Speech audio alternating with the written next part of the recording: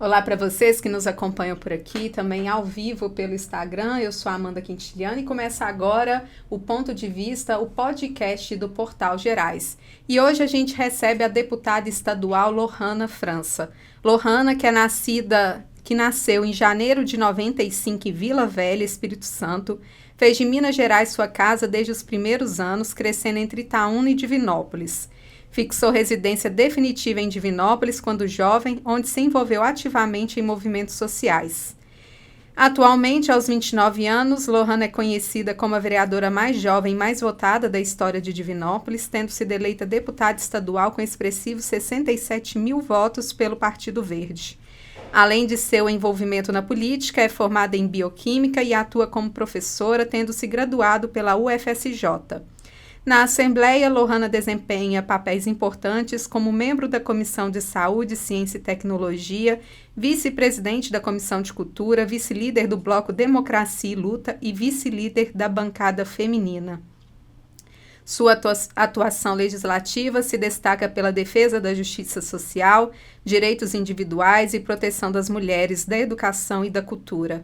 Reconhecida por sua força e coragem, Lohana enfrenta diariamente os desafios em busca da transformação da realidade em Minas Gerais, com foco na educação, meio ambiente e direito das mulheres. Lohana, seja muito bem-vinda ao nosso podcast. Amanda, que alegria estar aqui no Ponto de Vista, né? Esse podcast do Portal Gerais, que chegou na cidade já fazendo a diferença, já trazendo opiniões relevantes, já mostrando discussões de alto nível. Então, para mim é uma satisfação estar aqui e ser entrevistada por uma jornalista tão competente. Eu que agradeço a sua disponibilidade. Lohana, não tem como a gente começar já com um assunto polêmico e quente do momento, que é a saúde em Divinópolis. A saúde, ela vive uma crise que se aguçou nos últimos dias devido à dengue, devido aos problemas respiratórios, e a gente acabou culminando aí na morte de uma criança de 4 anos, antes disso, né, de uma mãe de 3 filhos, esposa, influenciadora digital, Tatiele Scarlett. Como que você vê essa gestão e a condução da saúde que levou a essa crise que a gente vive no momento? Amanda, a crise da saúde que nós estamos vivendo, ela é tudo, menos inesperada. A gente, desde o início do meu mandato de vereadora, em 2021, a gente solicitava, por exemplo, a auditoria da UPA, que a prefeitura só anunciou agora que vai fazer. Existem crises que são inesperadas na saúde, como, por exemplo, foi a pandemia do coronavírus. Agora, se tem uma coisa que todo mundo sabe, é que no final do verão nós teremos alta de dengue, que no final do verão nós teremos crianças com doenças respiratórias, com a mudança do clima, e que agora, ao longo do início do inverno, a gente vai ter idosos com pneumonia. São quadros aguardados, esperados e, inclusive, mapeados pelos epidemiologistas. Então, o que se espera da gestão pública é saber diferenciar o que é urgente do que é importante. A gente não pode viver a gestão pública transformando a improvisação em método, não pode ser dessa forma. O que a gente precisa é prever as crises de acordo com o que o melhor da epidemiologia traz para a gente, o melhor da ciência, e se organizar enquanto gestão, colocando recursos planejados na LOA, com licitações planejadas, compras planejadas, contratações extras planejadas para esse período que a gente já sabe que a gente vai enfrentar. Então, é um momento muito difícil que a gente está vivendo, mas é um momento que é tudo, menos inesperado. Quando você fala em planejamento e gestão, a gente assistiu ao longo dos últimos anos até uma briga entre o município e o próprio Conselho de Saúde, porque não houve a apresentação do plano municipal, houve reprovação, então houve toda aquela discussão em torno desse plano.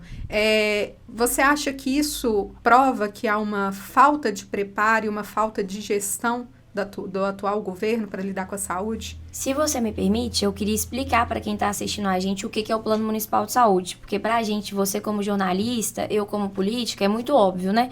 Mas às vezes quem está assistindo a gente não sabe. O Plano Municipal de Saúde, gente, ele é um instrumento importante para a formulação das políticas públicas e ele está previsto como um documento obrigatório na Constituição de 88 e na lei que criou o SUS e que estruturou o SUS, porque até 88 a gente não tinha um sistema único de saúde, né? O Conselho Municipal de Saúde é o órgão que é utilizado para ter a participação social e para que as pessoas atuem na construção da saúde que elas querem ter. Então, a gente tem, por exemplo, o último Plano Municipal de Saúde vigente, ele tinha o posto do Copacabana como uma meta, porque a gente sabia que ter um adensamento populacional grande, com a construção de um conjunto habitacional, sem nenhuma estrutura de saúde, era um risco e um prejuízo para os cidadãos. Então, foi colocado no plano que o próximo posto que a cidade deveria construir seria o do Copacabana. Então, ele é um instrumento, para além de muito justo, ele é um instrumento obrigatório na legislação. E Divinópolis não tem, como você trouxe, Amanda. A gente aprovou agora às pressas, né, no ano passado, o plano, mas nós passamos por mais de 3 anos com a cidade sem plano municipal de saúde.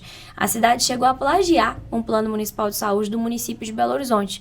E a gente sabe que uma das coisas que o plano faz é rastrear as demandas da saúde de cada cidade. E eu tenho certeza que tanto você quanto quem está assistindo a gente sabe que as demandas de BH não são iguais às nossas.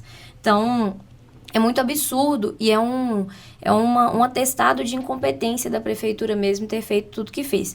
Então, quando a gente não tem o plano municipal de saúde, o que acontece é que a gestão gasta o dinheiro sem um norte. Ela gasta um dinheiro sem ter um plano mesmo, o nome não é à toa, que diga como ela deve gastar. O que é prioridade? O que é prioridade na cidade é credenciar novas equipes para a estratégia de saúde da família. O que é prioridade é a reforma física dos postos de saúde, da policlínica. O que é prioridade é a compra de equipamentos novos para diagnóstico. A gente não sabe qual que é a prioridade, porque não houve até o ano passado o estabelecimento dessas prioridades num plano municipal construído com a participação ampla da sociedade, e a prefeitura ficou todos esses anos gastando dinheiro da saúde, que é a maior secretaria com mais dinheiro, do jeito que quis. Então, tentando ser objetiva para responder sua pergunta, a ausência desse plano, as contas reprovadas por 3 anos seguidos também, inclusive com votos de representantes da gestão.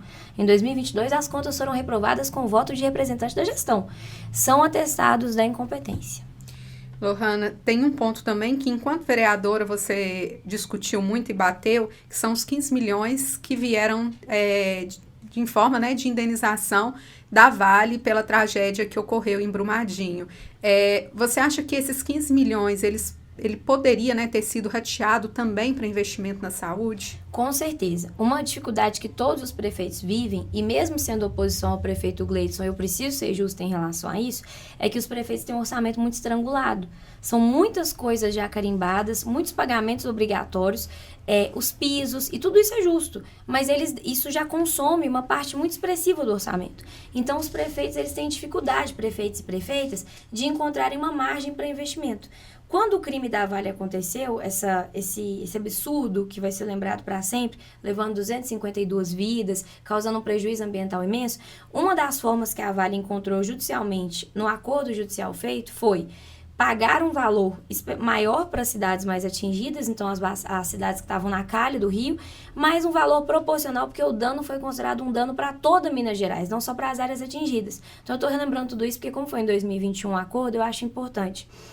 E aí as outras cidades que não estavam na região atingida receberam um recurso proporcional ao seu número de habitantes. Então, Divinópolis recebeu 15 milhões livres para investimento. Isso é o sonho de qualquer prefeito. Porque num cenário de muito estrangulamento de recurso livre, é um recurso que dá para sonhar com muita coisa e dá para fazer muita coisa na prática. Então, na época, o que eu propus enquanto eu era vereadora? Eu era membro da Comissão de Saúde e era presidente da Comissão de Educação.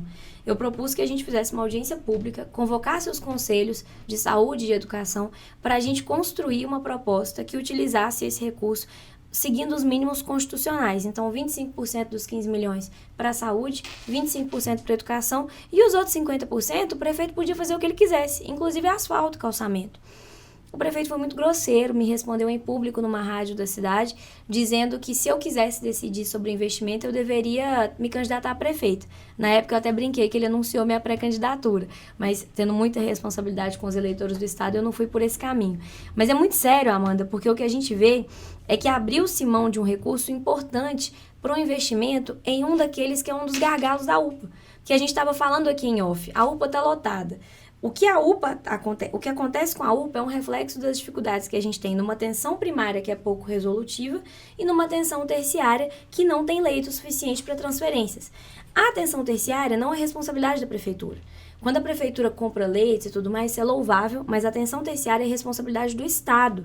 O governador está sendo omisso com Divinópolis, isso precisa ser dito objetivamente. Mas a atenção primária não é responsabilidade de ninguém mais além do prefeito. O SUS é tripartite, tem cofinanciamento, mas a gestão da atenção primária é do prefeito.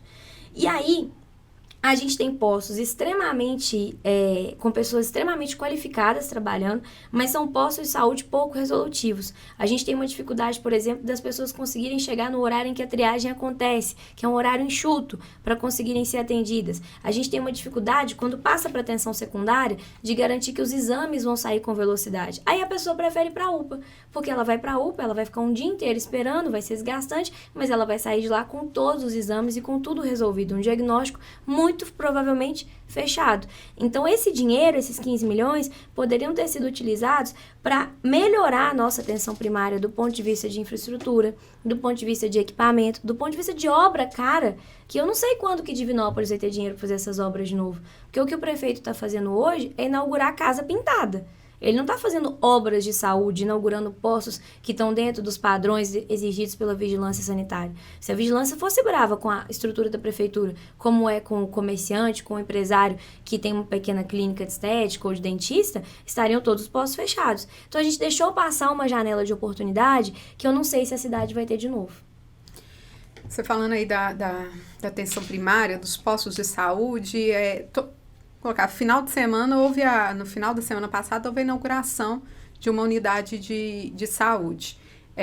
Então, existe um problema que é a falta de resolução que a atenção primária, nesse momento, promove, e existe também aí a questão das especialidades, né? Às vezes a pessoa fica mais de um ano esperando um neurologista, um médico especialista também para resolver, né? O que leva ao agravamento, porque você está um ano esperando por um especialista, sua doença pode agravar, faz com que procurem a UPA, que se endividem para pagar o privado. Exatamente. Então, assim, a gente vê um sistema falido, vamos colocar aqui em Divinópolis nesse momento, tanto secundário como o primário.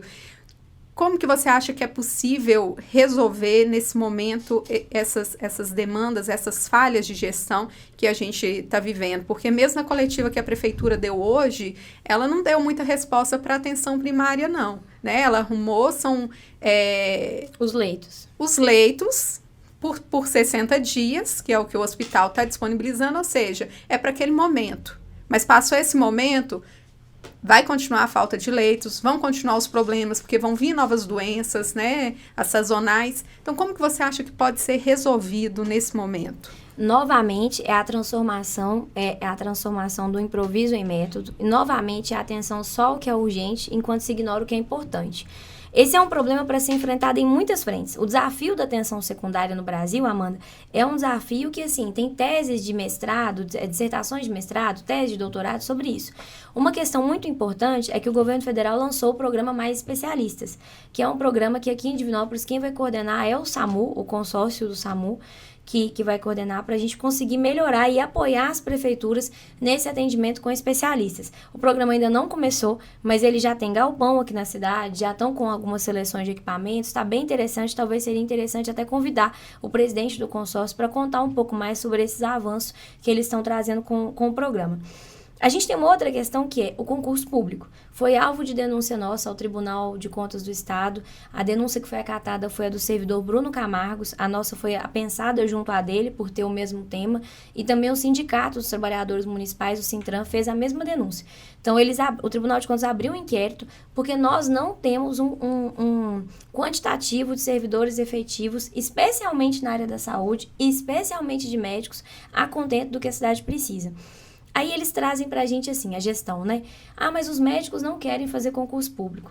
Se a gente discutir com os médicos, e eu faço muito esse trabalho de discussão com os médicos, o que a gente percebe é que os médicos não querem trabalhar nas condições insalubres que a Prefeitura de Divinópolis oferece. Então, as salas dos consultórios dos postos de saúde cheias de mofo, cadeiras quebradas, sem condição de atendimento, isso não é o que ninguém me conta só. Eu fiscalizei todos esses postos, eu conheço todos os postos de saúde de Divinópolis. Eu vi isso com os meus olhos. Sala de vacina, Amanda, com tanto mofo que parece essa cortina preta atrás de você.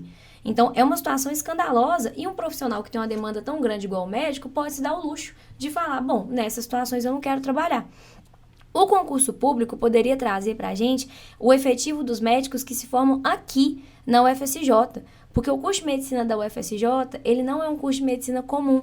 Muita gente não sabe disso, é até interessante contar. Ele é um curso 100% centrado no SUS e muito voltado, inclusive, em formar profissionais que vão buscar a carreira na medicina de família e comunidade, que é tudo que a gente precisa, é o profissional ideal para o SUS. E a prefeitura não consegue atrair esses profissionais, tendo eles formados aqui na cidade, por causa das péssimas condições de trabalho que oferece. Mas eu me pergunto se algum dia a prefeitura sentou com a universidade, com a coordenação do curso de medicina, para entender o que o pessoal que forma fala, quais são as críticas que eles trazem, para tentar ver se consegue ajudar de alguma forma. E aí, uma terceira forma de enfrentar esse problema é com os parceiros. Então, a gente tem, por exemplo, aqui na cidade, o CISV, que é um dos maiores consórcios de saúde e que atende justamente a atenção secundária. O CISV tem enfrentado uma dificuldade com a Prefeitura de Divinópolis digna de muitas matérias, Amanda. Tem dinheiro que a gente conseguiu enquanto eu era vereadora, que está parado no Fundo Municipal de Saúde e que a Prefeitura não destinou para o CISV até agora. Eu consegui R$800 mil com o então deputado federal, ele nem é deputado mais, Júlio Delgado, para o CISV e o dinheiro está parado no Fundo Municipal de Saúde. A gente conseguiu R$400 mil com a Anastasia, quando a Anastasia era senador. Veja quanto tempo tem isso. Isso foi 2021. Eles pagaram agora há pouco. Então, a gente tem parceiros... Por que você acha que tá parado? Retaliação? Má vontade política. A gente tem uma situação parecida na educação, que depois eu posso te contar. Mas a gente percebe que a gente tem parceiros que já têm os contratos vigentes, que rodam esses exames, que têm equipamento, que têm profissional, que poderiam estar atendendo e dando vazão. A gente pode pagar mais cotas para Divinópolis e ampliar o atendimento, o consórcio está pronto para isso. E a prefeitura não transfere esse dinheiro. Também seria interessante chamar o Marco Aurélio, que é o secretário executivo do CISV, para conversar sobre essas situações. Eu não sei se ele vai ter condições de trazer tudo muito abertamente, porque a gente sabe que essa gestão, infelizmente, tem a retaliação como uma forma comum de resposta. A gente vê que realmente é um cenário de crise que Divinópolis tem vivido e uma má gestão. Né? Porque as denúncias envolvendo a saúde, elas não começaram hoje. Os problemas não são de hoje, como você mesmo disse aqui, é possível ver em toda a imprensa. E a dengue não nasceu em 2024. Exatamente, nem os problemas respiratórios, né? A gente vê realmente um agravamento que tem ocorrido após a pandemia, em vários fatores, mas já é esperado, porque a pandemia também não terminou o ano passado, né? E basta entrar aí no Portal Gerais ou em qualquer outra mídia de Divinópolis para ver que a falta de gestão na saúde não é de hoje. Ela já vem de algum tempo. Então, os problemas são denunciados por vereadores, são denunciados pelos deputados, são denunciados pelo Conselho de Saúde, né, pelos órgãos que ajudam no controle e na fiscalização. E o que a gente viu hoje na coletiva de imprensa, e quem não assistiu, eu convido, a entrevista na íntegra, tá no perfil do portal. A gente chegou um pouco atrasado, então o início a gente não pegou, mas a prefeitura estava transmitindo, não sei se ela disponibilizou após o término. Disponibilizou, então pode ser visto. Então quem está nos acompanhando pelo Instagram, quem vai nos acompanhar depois, pode ser assistido. E a gente vê uma tentativa de justificar o injustificável, porque as medidas para tentar amenizar mesmo o que a Divinópolis tem vivido, começaram na sexta-feira após a morte da menina. E isso fica claro na coletiva. Digo aquelas medidas realmente para resolver o problema e amenizar o que a UPA tem vivido.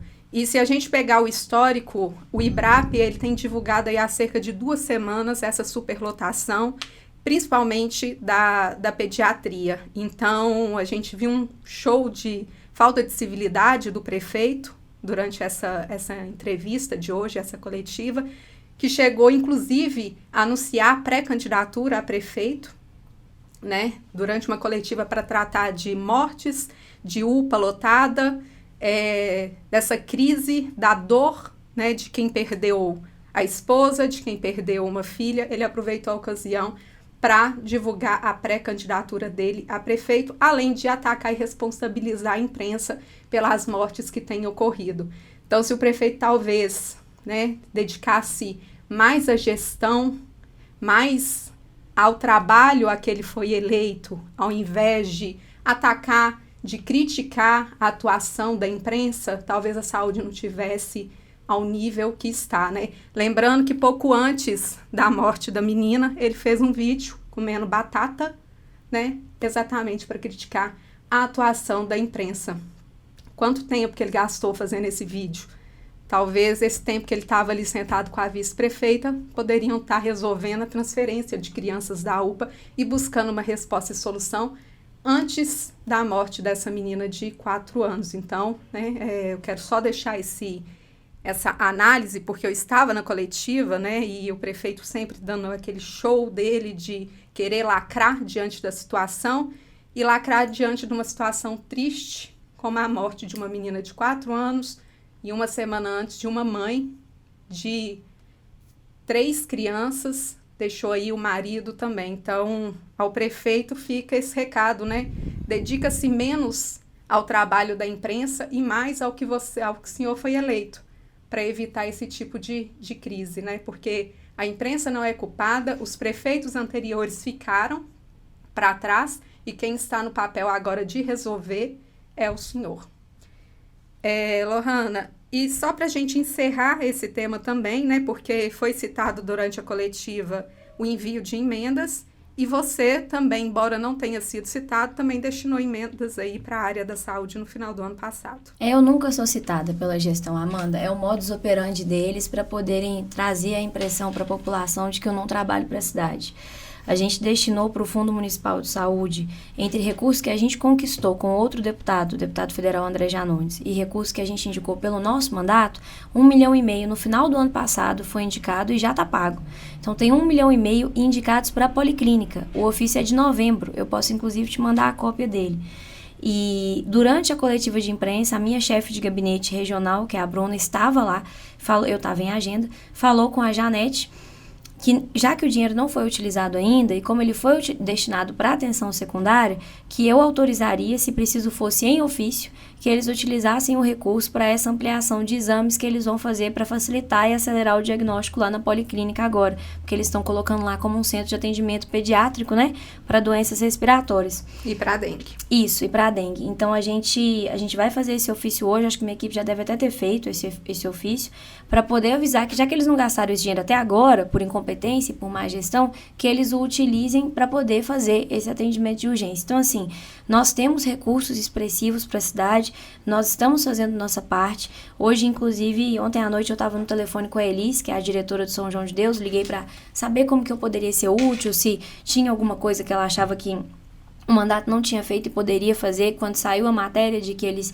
iam fazer um plano de contingência para a prefeitura, e ela me disse assim: Lohana, tem uma coisa que você pode ajudar.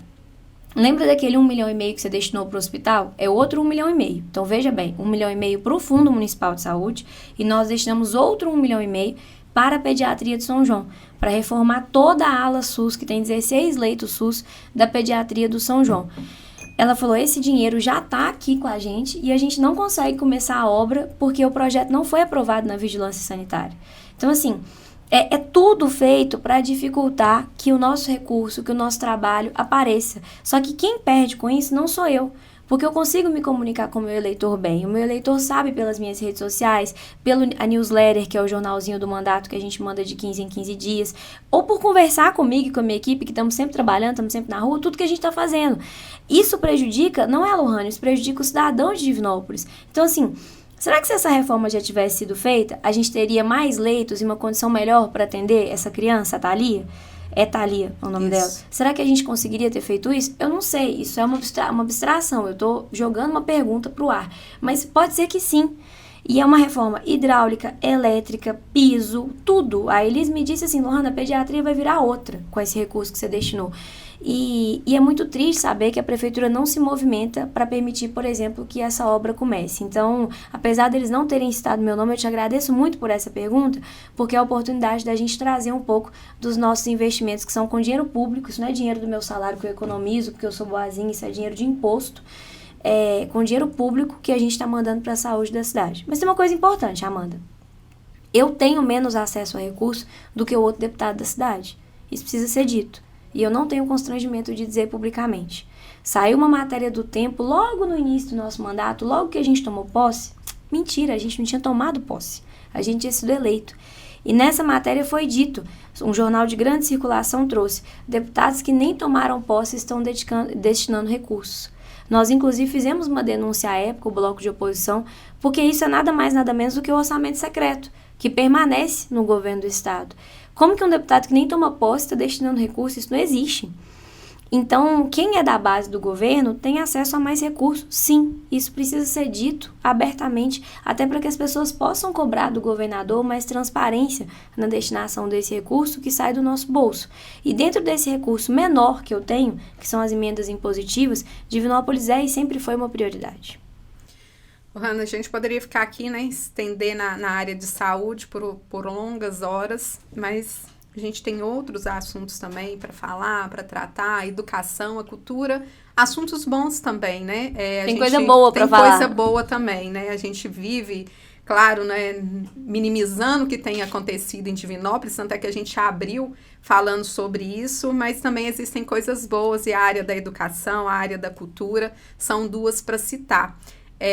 Que são o foco também da sua atuação como parlamentar. Na educação, né, como que tem sido a sua atuação? A gente vê um movimento muito forte junto ao pessoal da UENG. Amanda, a UENG é uma grande prioridade do nosso mandato. Primeiro é preciso ter um contexto, né? A gente está num governo do Estado que em 2018, na campanha eleitoral, primeira eleição do Zema, ele estava no plano de governo dele privatizar a UENG. E aí pegou muito mal, teve muita reação da sociedade, ele voltou atrás. Então, acho que é importante a gente dizer isso de início, porque ele voltou atrás no texto, mas isso estava no coração e na cabeça dele, esse absurdo. A UENG é uma grande universidade e ela tem uma qualidade, que é uma qualidade que poucas universidades têm. Talvez só os institutos federais tenham, semelhante à UENG. Ela é muito capilarizada, então quer dizer que ela está muito no interior. A gente tem 20 unidades em 19 municípios, e isso é um negócio muito incrível. A gente tem UENG em Cláudio. A gente tem o UENG em Abaeté, a gente tem o UENG lá no início do Jequitinhonha. Então, é um negócio muito espetacular ter uma universidade tão capilarizada, porque as pessoas, às vezes, não conseguem sonhar com se mudar para Belo Horizonte e estudar na UFMG. Divinópolis é um grande centro. Se não tivesse a UENG aqui, talvez as pessoas da região não poderiam sonhar em vir para Divinópolis para estudar na UFSJ, estudar no Cefet. E a gente ter UENGs em cidades pequenas e tão capilarizadas é muito importante. Então eu trago isso para dizer da importância de cuidar e de respeitar a UENG. Só que a gente tinha uma questão. A lei de permanência dos estudantes da UENG era uma lei muito ruim, muito mal feita. Ela foi feita durante o governo Pimentel, ela é de 2017, e é uma lei que trazia apenas o auxílio em bolsa, como auxílio estudantil. E o auxílio em bolsa é importante, mas é importante lembrar também que lá na UENG as bolsas chegam no valor máximo de R$320. Então isso é um escárnio. O auxílio moradia é R$320. R$320 você não pagava o aluguel de um quarto numa república quando eu era estudante. Naquela época já era R$500. Então imagina hoje. Então a gente tinha que avançar em relação a essa política de permanência. A gente conseguiu aprovar, colocamos na lei, inclusive com parecer favorável da Secretaria de Planejamento e Gestão. Então a dona do cofre do Zema deu ok. Em resumo, para quem está ouvindo a gente é isso. A gente conseguiu colocar na lei o restaurante universitário, a moradia estudantil e as creches universitárias. Quem dera, né, Amanda? Se a gente instalasse o dedo, tá na lei e ia estar tudo construído e funcionando. Agora é buscar recurso.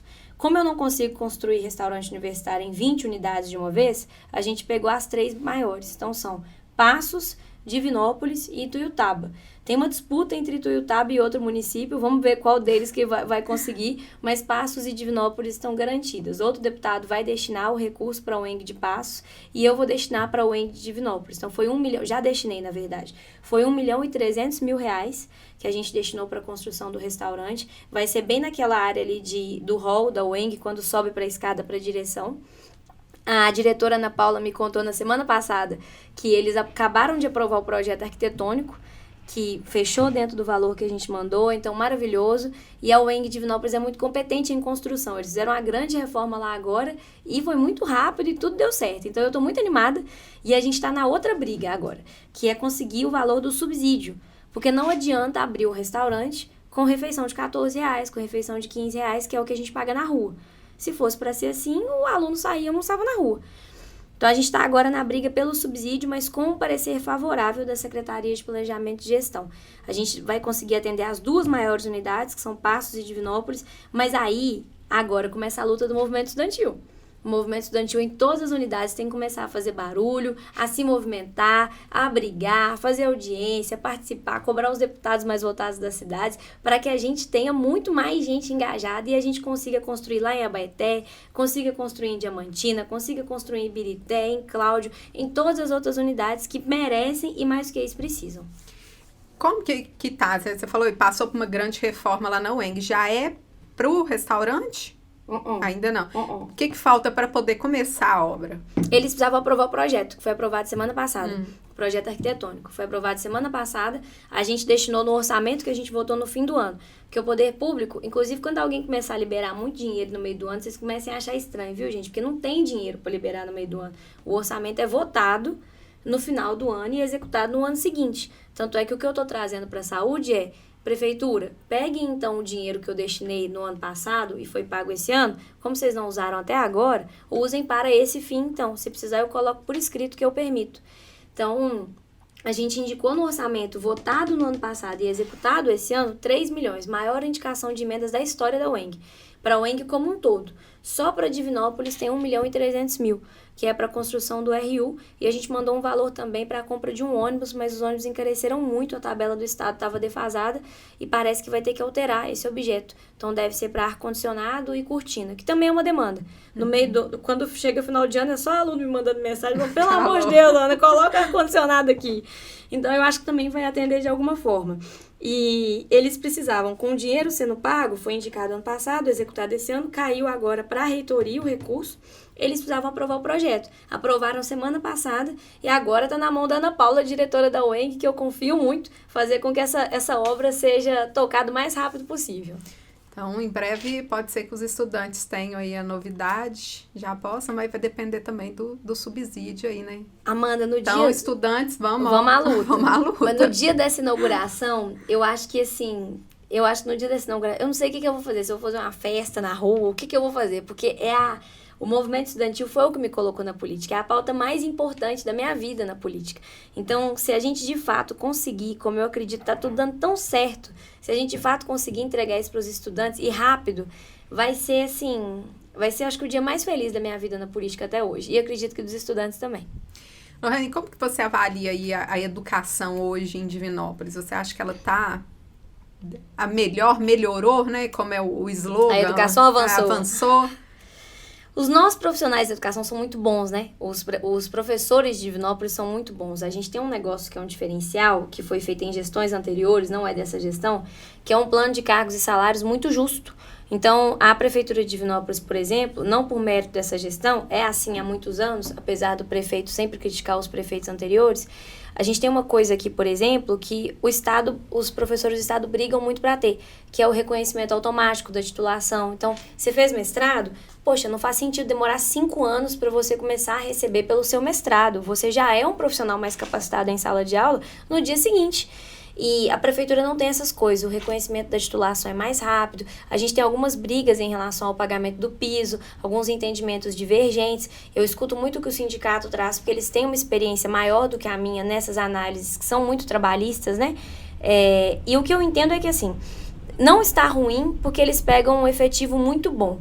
Mas a gente tem perspectivas que precisam ser melhoradas. Então, por exemplo, quando a gente está falando da evasão escolar, o ensino fundamental é obrigação do município. A LDB, que é a Lei de Diretriz e Base da Educação, traz que o ensino fundamental 2 é compartilhada a obrigação entre Estado e município.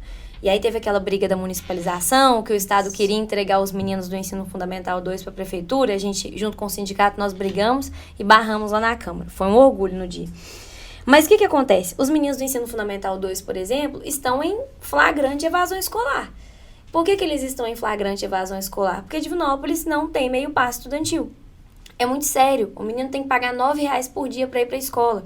Muita gente não sabe, por exemplo, que o aluno do Copacabana estuda no Martim Ciprien. Olha a longura que olha a distância que é muito longe. Então não tem como esse aluno a família tirar esse dinheiro do bolso todos os dias para que ele estude. Eu não sou a pessoa que fala que dá para fazer a tarifa zero do dia para a noite em Divinópolis, Amanda. Eu nunca trouxe essa discussão. Mas eu sempre trouxe a discussão do meio passe estudantil. E se não tiver dinheiro para o meio passe estudantil para todos os estudantes, que seja pelo menos para os estudantes de escola pública. Não é possível que isso a prefeitura não consegue financiar. Não é possível. Para eles dizerem que não conseguem, no mínimo eles teriam que apresentar um estudo provando que não dá para bancar. Eu tenho certeza que se tirar de um pouquinho de asfalto ou de um pouquinho do que eles estão gastando com comunicação, a última tentativa foi colocar quase R$500 mil na comunicação, né? Daria para bancar pelo menos o meio passe, a gente não está nem falando de passe livre ainda, mas o meio passe para o aluno de escola pública. Que você restrinja meio passe, aluno de escola pública, só dia de semana, horário comercial. Tem como restringir mais que isso? Não tem como, não.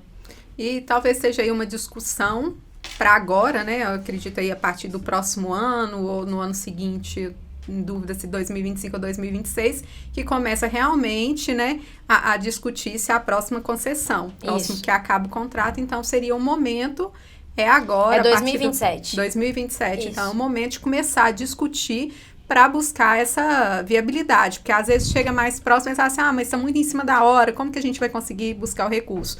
Então é um assunto de agora para daqui a 3 anos, talvez ser viabilizado dentro do novo contrato de concessão. Sim, mas tudo isso passa por vontade política, Amanda. Se a prefeitura não quiser fazer, a prefeitura não faz. É uma decisão política buscar o recurso. É uma decisão política falar assim, vamos olhar o orçamento aqui e ver de onde a gente pode tirar para que os nossos estudantes consigam concluir o ensino fundamental 2 e entrarem para o ensino médio, que é uma etapa fundamental para conseguirem minimamente entrar no mercado de trabalho com 18 anos. Isso é uma decisão política, não tem nada que obrigue o prefeito a fazer isso. Dentro desse recurso que é tão carimbado, tão fechadinho, tão cercadinho que a gente disse, e que a gente falou assim, só tem um pouquinho livre para investir. Esse pouquinho livre para investir, quem decide é o prefeito. Por isso que é tão importante a gente conhecer o que pensam os candidatos, a prefeito, o que eles chamam de prioridade. E, de novo, eu não sou contra calçamento e contra asfalto, isso é dignidade. Morar na poeira, viver no barro, viver no mato, isso não é digno, não. Mas a gente não pode cuidar de uma área e largar todas as outras. Tem que dar um jeito de dividir esse bolo e de dar atenção para outras pautas tão urgentes, como essa, por exemplo, da evasão escolar. Então, dentro da educação hoje, o que eu acho de mais grave é isso. Dentro da educação também, recentemente, a gente teve uma mãe que usou a tribuna livre na Câmara para falar da inclusão, né? Sim. É uma dificuldade que as mães estão tendo tanto, né, na rede estadual como na rede municipal, de conseguir esses professores assistentes, né, para dar aquele apoio. A gente pegar aí um CMEI, creche 3, tem aí em média 18 alunos, um professor com aluno especial, sem assistência. Então, assim, as mães estão reclamando desse e a gente teve outras ocorrências também no último mês, né, envolvendo também essa questão da inclusão e professores. Onde que você acha que está faltando trabalhar para viabilizar isso de forma digna, né, e realmente inclusiva, tanto para a criança, a família, mas também para os professores e os demais alunos? Amanda, quando abre o cadastro escolar, a prefeitura já tem condição de saber quantas são as crianças com laudo. Então, no momento em que se abre o cadastro, o que você tem que fazer? Olhar o número de crianças com laudo do ano anterior, observar se houve aumento expressivo e abrir contratação. É isso. A gente não está falando de uma operação de engenharia aqui, não. A gente está falando de uma coisa que é tratada com pouco caso, que é tratada com desmazelo, que é tratada como se fosse menos importante. Eles já têm um histórico das crianças com deficiência, para ter um quantitativo médio. Abre o cadastro, vê se aumentou o número de crianças que têm laudo, que tem algum diagnóstico, e aí você só vai lidar com as intercorrências das crianças que porventura são diagnosticadas ao longo do ano. Não dá para evitar que uma mãe só tenha conseguido uma consulta no mês de junho, e aí vai ser em julho, agosto, que às vezes o diagnóstico demora alguns meses para ser fechado, talvez setembro, que essa criança vai ser laudada. Daria para entender? Eu entenderia. Não acharia correto nunca, mas entenderia. E acho que você também, quem está assistindo também, se uma criança que foi diagnosticada em setembro, talvez ela passasse esse último finalzinho de ano sem professor de apoio. Porque é difícil abrir um processo de contratação para contratar professor para uma criança e talvez mais 4 que foram diagnosticadas no segundo semestre. Mas é inadmissível que as crianças já laudadas comecem o ano sem professor. Porque a prefeitura já sabia do diagnóstico, já sabia do laudo. Então a contratação tem que ser feita no período de janeiro ou, quiçá, dezembro, para que esses professores consigam iniciar o primeiro dia de aula já cuidando dessas crianças. E outra coisa, será que a gente não precisa começar a conversar sobre concurso para esses profissionais? Porque uma das coisas fundamentais para o desenvolvimento da criança com deficiência, especialmente as que estão no transtorno do espectro autista, é o vínculo. Troca. Aí acha uma maravilhosa, o menino encaixa com a professora. E aí vai trocar, porque é contrato. Ainda por cima é um contrato que paga mal. Isso quando eles não colocam estagiário. Uma precarização da mão de obra de trabalho é ruim para o estagiário, porque o estagiário recebe pouco, recebe funções que não está pronto para atender, e é ruim também pro aluno que é atendido, porque ainda não é um profissional plenamente formado. Por mais que a gente tenha estagiários maravilhosos, eu conheço vários, super dedicados, que estudam, que fazem o melhor para poder acompanhar essas crianças da melhor forma possível, o que a lei traz não é isso. Esse aluno tem que ter direito a um professor. Então, é uma dificuldade muito grande que a gente tem vivido em relação à inclusão na cidade, e o que traz para a gente é uma falta de cuidado e de zelo muito visível com essas crianças. Até bom você falar isso, Lohana, porque quando a gente divulgou a matéria, alguns estagiários comentaram, né, como se a mãe estivesse menosprezando, e na verdade ela não está. Porque se a gente coloca uma criança especial dentro da sala, eu acredito, eu como mãe, que o mínimo que você espera é que ela seja acompanhada por um profissional qualificado. Na verdade, teria que ser um profissional com uma qualificação, um preparo, exatamente, né, para aquela deficiência que a criança apresenta, aquele transtorno que a criança apresenta. E às vezes o estagiário, como você bem disse, acompanhando. Ele ainda acompanhando. Ele deve estar ali para acompanhar e aprender. Sim. O estágio é um momento de aprendizado. Isso. Né? Ele estaria ali para isso. Mas eu, como mãe, eu gostaria, sim, que o meu filho tivesse esse acompanhamento a partir de um profissional qualificado. E igual vários comentários lá, às vezes o profissional tem o ensino médio. Ele não tem nem a formação de pedagogia ou algum outro curso também que não o qualifique, é o adequado. Né? Não é adequado, porque essa pessoa, ela não está, por mais carinhosa, às vezes, né, a atenção que ela dedica ali, ela não tem aquela preparação adequada para lidar com uma criança que está num processo de inclusão. Eventualmente é uma pessoa que até busca aprender muito mais do que algum professor que tem o diploma, mas a gente não pode fazer a regra pela exceção. E aí o que a gente precisa mesmo é que, se não teve profissional que apareceu para o contrato, se não teve professor, aí você chama essas pessoas. Mas primeiro a busca tem que ser por profissionais com formação. E eu acho muito difícil que não apareça profissional com formação, porque a Divinópolis tem curso de licenciatura. Tem curso de licenciatura público, privado. Se tem uma conversa aqui em Divinópolis, não cola, Amanda, é a conversa da falta de profissional. A gente não está num grande semiárido com universidades a quilômetros de distância. Em Divinópolis, essa conversa não cola, em momento nenhum. Nem quando é a prefeitura, nem quando é setor privado trazendo. A gente tem uma dificuldade de mão de obra técnica, isso pode ser falado. A dificuldade da mão de obra técnica, que é uma dificuldade que aparece por todo o país. Mas a gente tem licenciatura formado com vastidão aqui em Divinópolis. A gente tem profissional da saúde formado aos montes em Divinópolis. O que a gente tem é um mercado da prefeitura que paga muito mal, que quer submeter esses profissionais a condições muito difíceis e degradantes de trabalho e quer que as pessoas fiquem lá aceitando tudo isso. Elas não vão aceitar. E, na minha opinião, elas estão corretas em não aceitar. Pessoas pegando atribuições que não são delas, a gente não aceitaria isso. Lohana, a gente passando para outra pauta também, né? Você como mulher, claro que várias mulheres votaram em você exatamente por ser mulher e por verem em você essa representatividade. Qual a atuação, né? O que você tem feito para trabalhar mais essas questões de direitos, né, das mulheres mesmo, às vezes como mãe, como profissional? Qual que é o trabalho dentro da Assembleia que você tem feito para favorecer? Amanda, tem duas coisas, uma mais aguda e uma mais profunda, que eu não vou conseguir te trazer um resultado prático nessa resposta, mas é uma discussão que eu acho que a gente precisa começar. A mais aguda é um apoio e uma concentração de esforços na Polícia Civil. A Polícia Militar é maravilhosa, por causa da escolta eu tive a oportunidade, inclusive, de me aproximar da Polícia Militar, e foi um processo pedagógico para mim, para eu conhecer policiais militares maravilhosos, comprometidos, zelosos, humanos. Mas a gente sabe que quem trabalha na investigação dos crimes, na prisão das pessoas, exceto as situações flagrantes, né, normalmente é a Polícia Civil. E a gente tem trabalhado muito próximo à Polícia Civil para poder fortalecer o combate à violência contra a mulher. E aí a destinação de emendas é muito bem-vinda. Eu costumo dizer muito que a gente não pode ver o deputado como um cheque ambulante, isso é muito ruim. Porque quem executa recurso é prefeito, governador e presidente. Se o orçamento está sequestrado por orçamentos secretos, então a gente precisa resolver isso. Porque é importante que tenha emenda impositiva, eu falo muito que o parlamentar vê a árvore, mas o executivo vê a floresta. Então, a gente precisa dessas duas visões porque elas se complementam, sem sequestro de orçamento por parte do parlamento. Mas por que eu estou trazendo isso? Nesse momento, é o momento de ver a árvore.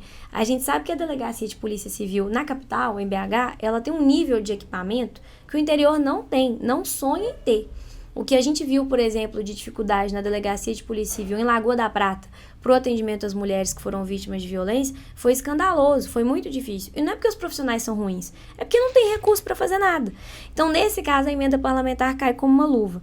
A gente conseguiu fazer uma destinação importante de um kit para proteção às mulheres, com viatura, com equipamentos para a Polícia Civil em Bom Despacho, que atende a nossa região. Também fizemos em Divinópolis a maior destinação de recursos nossa, que não foi para viatura, foi para coibir crimes cibernéticos, porque a gente sabe que hoje, especialmente as meninas mais novas, estão sendo alvos de pedófilos, alvos de homens exploradores mesmo, que estão organizados numa grande rede de ódio e que se o pai e a mãe não ficarem em cima de um jeito assim ostensivo mesmo, a menina ela é aliciada e ela é perturbada por essas redes de ódio. Investigá-las é muito difícil. Eu vivi na pele como é difícil investigar essas redes de ódio. Por mais boa vontade que o delegado tenha, que o investigador tenha, a coisa não caminha na velocidade que deveria por questão de equipamento.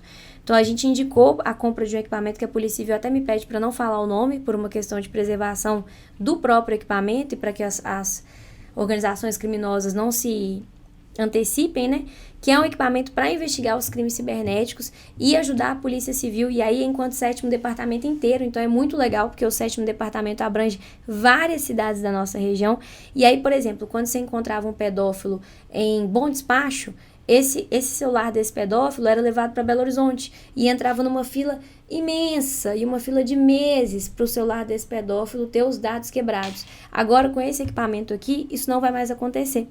Então, vai ser muito importante, já está sendo, porque o equipamento já está aqui, a Polícia Civil já está usando, já fizeram curso, tudo, já estão usando, para que a gente consiga desmantelar essas redes de exploração sexual de mulheres, de crianças e também da pedofilia online como um todo. Então, isso que eu falei é o que a gente está fazendo de forma mais aguda para poder trabalhar a questão da proteção das mulheres, especialmente na pauta da violência. Mas tem uma outra discussão, Amanda, que é uma discussão muito profunda, e que talvez seria uma discussão até assim para outro podcast, e que talvez você deveria trazer mais mulheres que estão em posição de poder aqui para a mesa, e não só na política, mas assim, a Mônica, que foi da CID, a Alexandra Galvão e tantas outras mulheres que nos orgulham muito na cidade, empresárias, professoras, para que a gente pudesse conversar, que é uma discussão sobre o trabalho do cuidado, que é uma discussão que ela é muito incipiente na política brasileira e a gente tem dificuldade de pautar. Eu vi uma deputada federal de Minas que fez essa discussão com profundidade até hoje, que era a deputada federal Aura Carolina. Infelizmente, a política foi tão violenta com ela que ela não é mais política. Ela não concorreu à reeleição, não é nem que ela concorreu e perdeu, ela decidiu não concorrer, apoiou a deputada federal Célia Chacriabá, que também é uma representação super importante, mas é uma discussão que a gente precisa começar a ter, a discussão do trabalho do cuidado. E quem vai ter essa discussão é o legislativo. Não tem outro espaço para discutir isso. A sociedade pode discutir, os conselhos podem discutir, as organizações de mulheres, e é importante que discutam, inclusive para subsidiar o legislativo. Mas a gente precisa começar a legislar sobre o trabalho do cuidado. O trabalho do cuidado precisa entrar como tempo de contribuição previdenciária. O trabalho do cuidado precisa começar a contar para a prisão domiciliar de mulheres que cometeram delito. A gente precisa começar a discutir sobre o peso do trabalho do cuidado na vida das mulheres. E essa é uma discussão que eu tenho tentado começar a fazer na Assembleia, mas ela é uma discussão de âmbito federal. E aí eu percebo que o nosso Congresso hoje, ele está tão cooptado por discussão ideológica, o fantasma do comunismo, a ideologia de gênero e tantas outras coisas que no fim das contas não constroem nada para ninguém, que a gente não consegue discutir as questões que realmente importam para nós mulheres. O que está acontecendo com a gente é um sistema de exploração desumano. Não tem condição da mulher ganhar. Eu vi uma frase que eu gostei muito há uns dias que dizia assim: você é mãe, eu não sou mãe ainda. Querem que as mulheres criem os filhos como se não trabalhassem, mas querem que nós trabalhemos como se não tivéssemos filhos. Então é uma coisa bizarra. E ao mesmo tempo que tudo isso acontece, a gente tem que ganhar dinheiro, colocar dinheiro dentro de casa, a gente tem que ficar bonita, a gente tem que cuidar dos pais. Tem um fenômeno da geração sanduíche, que são as mulheres que os pais já tiveram elas mais velhas. E aí agora as mulheres estão lidando com pais idosos, então estão cuidando dos pais idosos e estão cuidando de filho pequeno, porque elas também tiveram filhos mais velhos. como essa mulher não vai ficar sobrecarregada? Os índices de burnout, os índices de depressão, eles são todos mais altos pra gente. Então é uma discussão que eu queria muito conseguir me aprofundar na Assembleia, mas eu confesso em vídeo gravado que não estou tendo a facilidade que eu queria, mas é uma conversa que não sai da minha cabeça e eu não paro de pensar. Sim, é muito importante mesmo essa pauta, né, as mulheres que estão ali realmente cuidando, que se dedicam a cuidar dos pais, a cuidar da casa, a cuidar do filho, e que não tem nenhum tipo de remuneração em troca, não tem nenhum tipo, né, de contribuição. Você vai pensar em aposentadoria, é mais difícil. Então, assim, a pauta feminina e a pauta da inclusão, você pegar a questão, né, de dividir o profissional com o familiar. Então, é uma pauta muito necessária de discussão, e eu acho que cabe realmente ao legislativo, nesse caso, mais a Câmara, ao Senado, ao Congresso, né, colocar em prática mesmo, mas como você disse, né, a gente tem um Congresso, infelizmente, que está muito mais pautado em ideologias que não levam a nada, a lugar nenhum, as discussões desnecessárias, né, a não ser as visualizações na internet. Lohana, para a gente encerrar, tá entrando aí no finalzinho, mas é uma pauta que a gente não pode deixar de falar, que são as eleições municipais. Como que você vê aí para os próximos, né? Você já tem o nome, que é a pré-candidata, que é a Laís, ainda está numa fase de construção e de discussão junto ao PT também, a federação, mas o nome dela tá colocado como pré-candidata. Você acredita firmemente que ela é a melhor opção hoje para Divinópolis? Eu não tenho dúvidas que a Laís é a melhor opção para Divinópolis. Por isso, ela é a minha pré-candidata. Ela é a pré-candidata que eu apoio desde o início. É uma pessoa que eu acredito que tem condição de fazer pontes importantes com o setor produtivo, com o setor privado, com as pessoas mais de centro-direita, mas trazendo um respeito aos direitos humanos, aos direitos sociais, a tudo aquilo que está na Constituição, que é muito importante também e que eu, como uma mulher de centro-esquerda, defendo. Então, eu acredito que a Laís ela tem essa condição extraordinária de fazer essa ponte entre setores. Porque o que a gente vive hoje, Amanda, é uma mentira. É um governo de mentira. Eu tenho falado isso onde eu vou. O prefeito fala que ele é a favor da segurança pública. Amanda, se você ligar para qualquer pessoa da Polícia Militar em Divinópolis e perguntar se as pautas da Polícia Militar são tratadas com carinho pela prefeitura, se você respeitar o sigilo da fonte, e eu sei que você respeita, eles vão te dizer que não são. Tudo que a Polícia Militar pede para a Prefeitura é tratado com dificuldade. A gente acabou de ver a Prefeitura vetar a emenda de vereador para a Polícia Militar. Inclusive para o Hospital São João de Deus, para a saúde. Inclusive para o Hospital São João de Deus, para a própria saúde. Olha só que lembrança importante. Então fala que é a favor da segurança pública e trata os nossos policiais que estão se desdobrando. Lembrando que o governador que o prefeito apoia está deixando os policiais com quase 40% de perda salarial. Os policiais que estão se desdobrando não conseguem nada com a Prefeitura de Divinópolis. Fala que apoia o agro, que é do agro, que não sei o quê, porque o Bolsonaro é a favor do agro, ele fala que ele é a favor do agro também. A situação das nossas estradas rurais, porque está calçando só lugar que é bom de base eleitoral para amigo vereador dele. O agroprodutor de leite em Divinópolis hoje está jogando leite fora porque o caminhão das grandes empresas não consegue chegar para comprar esse leite. Estou te falando que eu recebo os vídeos. O povo me manda. Olha aqui, Lohana, estou jogando esse monte de leite aqui fora porque o caminhão da empresa tal não consegue vir comprar e a estrada não está passando nada. Agora começa a melhorar porque para de chover. Mas esse período de chuva que a gente estava enfrentando era isso todo dia, todo dia. Fala que é a favor do desenvolvimento econômico, que é liberal, que é livre mercado, que é não sei o quê. Nunca foi tão difícil aprovar um projeto e conseguir um alvará igual é em Divinópolis hoje.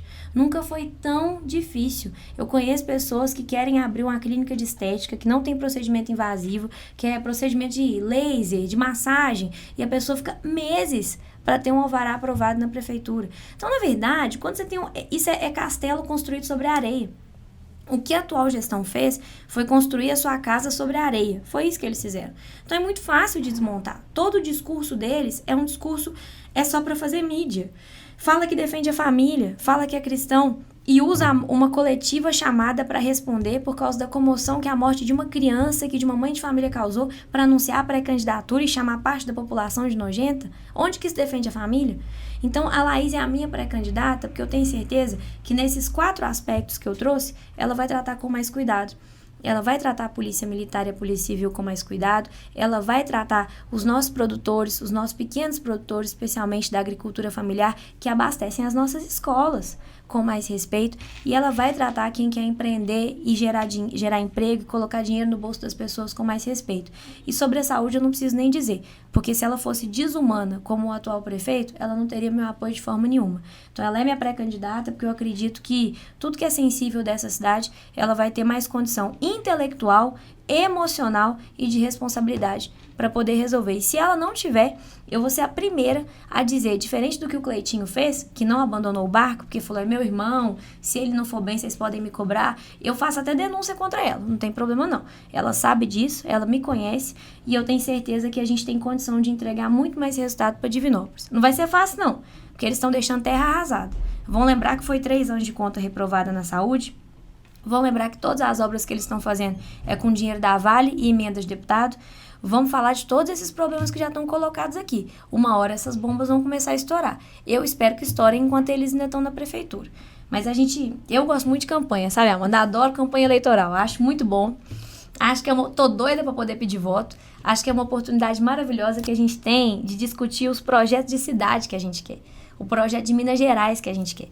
Campanha é um momento de você sentar com as pessoas e falar assim, eu penso isso, fulano pensa aquilo. Decide o que você acha melhor. Então, a campanha vai ser um momento da gente discutir qual que é a Divinópolis que a gente quer e que a gente merece viver. Não dá para negar que o Gleidson avançou na infraestrutura urbana. Ele avançou. Ele asfaltou mais, ele calçou mais, a cidade está mais limpa. Mas não é possível que Divinópolis é só isso. A gente não pode se contentar com uma régua da mediocridade. Não é possível que a nota 6, que é a nota que a gente quer, a gente não aceita a nota 6 para os filhos da gente. Eu não sou mãe ainda, mas eu sei que eu não vou aceitar. E a gente vai aceitar isso para Divinópolis? Divinópolis pode e merece muito mais, e é por isso que eu apoio a Laís como pré-candidata. Agradeço a participação, Lohane. Nosso tempo, infelizmente, acabou. E eu falo demais. Não, mas ainda deu para pincelar várias áreas. Que bom. Só lembrando aí que você citou o Cleitinho, numa entrevista, até envolvendo aquela questão da cultura, ele chegou a dizer na coletiva, né, que ele não fiscaliza o irmão dele mesmo, porque ele confia no irmão dele. Talvez estivesse fiscalizando a saúde, mas o motivo para não ter chegado ao ponto que chegou. Não, se a Laís me fizer passar vergonha, eu sou a primeira a denunciar ela, mas eu tenho certeza que isso não vai acontecer, eu confio na competência dela. Gente, agradeço quem está nos acompanhando aqui pelo Instagram, quem nos está acompanhando aqui também nesse momento. Vocês já sabem, mais informações no portalgerais.com e também por meio das nossas redes sociais.